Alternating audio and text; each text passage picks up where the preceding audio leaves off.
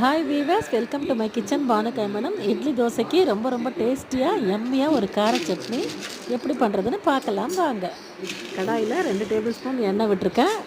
3 teaspoon உளுத்தம் பருப்பு, அதுலேயே 1/4 டீஸ்பூன் கடுகு ஆட் பண்ணிக்கோங்க. கண்டிப்பாக கடுகு தாளித்து பண்ணி பாருங்கள், ரொம்ப வாசனையாக இருக்கும். ஒரு சின்ன துண்டு இஞ்சி, காரம் இருக்கிற வரமிளகாய் 1, காரம் இருக்கிற பெரிய பச்சை மிளகாய் 1. இது நல்லா பொன்னிறமாக வறுத்து எடுத்துக்கோங்க. ஒரு 2 ஆறுக்கு கருவேப்பிலை சேர்த்து வதக்கிக்கோங்க, ரொம்ப வாசனையாக இருக்கும்.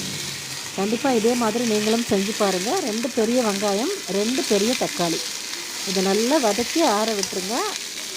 இப்போ தான் என்னோடய சேனலை ஃபஸ்ட் டைம் பார்க்குறீங்கன்னா பானு கைமணம் குக்கிங் சேனலுக்கு லைக் போடுங்க, வீடியோவை ஷேர் பண்ணுங்கள், மறக்காமல் சேனலுக்கு சப்ஸ்கிரைப் பண்ணிக்கோங்க. 2 வெங்காயம், 2 பெரிய தக்காளி நல்லா குழைவாக வதக்கி விடுங்க. இதை ஒரு பிளேட்டில் கொட்டி ஆற விட்டுருங்க. அதுக்கப்புறம் அரைச்சி தாளிச்சிங்கன்னா எம்மி கார சட்னி ரெடி.